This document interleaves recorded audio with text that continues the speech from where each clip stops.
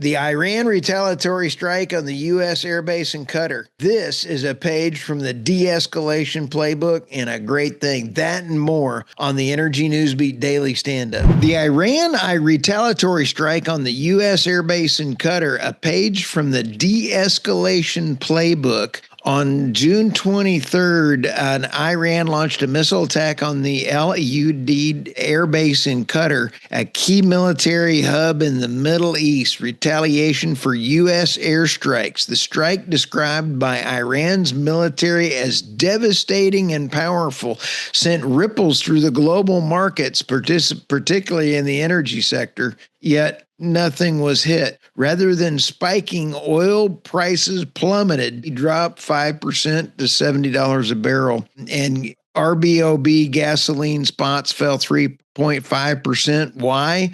The markets are reading this as a calculated move from Iran that follows a familiar de-escalation playbook with no immediate threat to the Strait of Hormuz, the world's most critical oil choke point. This is actually great news. We're very excited about it. We're expecting prices to kind of hover around the $68 to $72 for the WTI. Brent crude to be around the $72 to $76 range. But that's until demand really picks back up. And when it starts to pick back up, look out. We're going to go to the races then. But the geopolitical factor is now coming off of the premium for that kind of pricing. But proxy actions haven't been calculated in yet. And if there's any other disruptions, this is why it's going to be a little bit of a change. When you take a look at the calculated response, I'm wondering when there's going to be a regime change in Iran. Are the people going to stand up?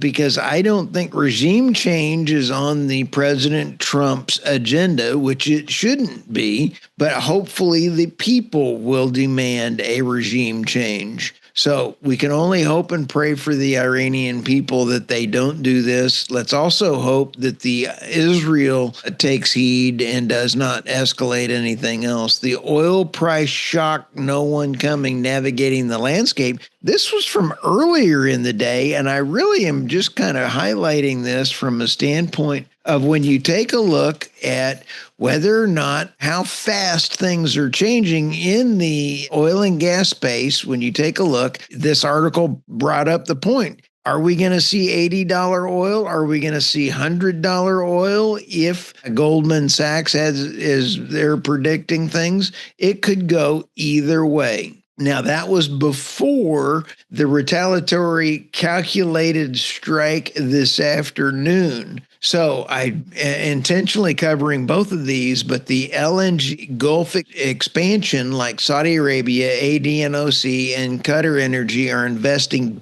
billions to nearly double LNG export by 2030. These are very less dependent on the Strait of Hormuz as the LNG exports take alternative routes out of Qatar's North expansion fields. You'll want to not adhere to a choke point if you can possibly do that. But let's go to the Israelis for just a brief moment, as they've had one refinery hit during their crisis with Iran. Israel shuts down the Leviathan natural gas field, but this article covers an update on impacts and risk for customers in the regional markets. They have shut down the field a few days ago, but in Israel's energy ministry and infrastructure ordered the suspension of operations off the Leviathan and Karish gas fields earlier, citing that security risks tied to the ongoing Israeli-Iran conflict. The Israel energy infrastructure supplies roughly 40% of the country. Karish contributes another 20 to 25%. The fields were taken offline as a precautionary measure following the reports. Now, here's what's important. Impact on Egypt's fertilizer market. Egypt has got a direct pipeline into the field producing from Israel. Other affected markets are the petrochemical, Egypt, power generation, and LNG markets in the regional trade. So this is very important. I do not know when it's going to be coming back online, even though we had the encouraging strike in Qatar from Iran saying that they don't want to escalate things. However, we have seen the Iran strike a refinery already last week. So I don't think that they're going to be bringing it on anytime soon. As the situation unfolds, we will be tracking with that. We'd love to give Steve Reese and the gang a shout out over at Reese Energy Consulting. Go to reeseenergyconsulting.com. And if you're in the energy space looking for a AI data center, if you're wanting to figure out where to put a data center in the country, they're the folks that can help you out there. So give them a shout out. We appreciate them sponsoring the daily energy stand-up and do appreciate them. Let's go to the next story here. Shell's LNG Canada achieves first LNG. This is huge. Shell's joint venture, they have a 40% stake in the Kitimat, British Columbia, set to produce 14 metric tons per annum full capacity, with first LNG shipments just starting to pull together.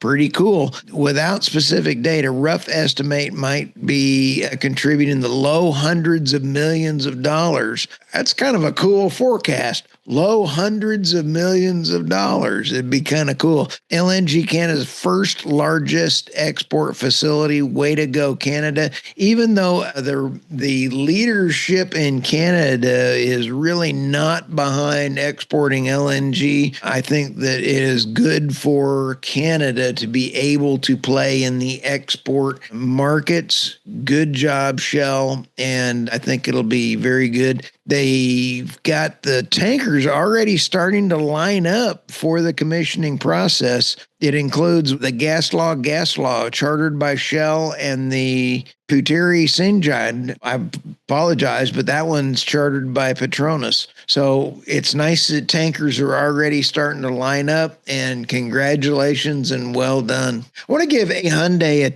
teams a shout out with ECO to build LNG-powered container ships in the U.S. This is absolutely huge. This is a follow-along in the energy dominance of the United States administration here. The Office of Maritime and Industrial Capacity, the executive order that President Trump signed restoring America's maritime dominance, this is got to be directly part of that. HD Hyundai said in a statement that it held a signing ceremony on June 19th with Tampa Ship to establish a strategic, comprehensive collaboration that outlines a multifaceted alliance to build medium-sized LNG dual-fueled container ships at Tampa Ship. This is huge. Way to go. We need to be getting back into not only energy dominant, we need to be maritime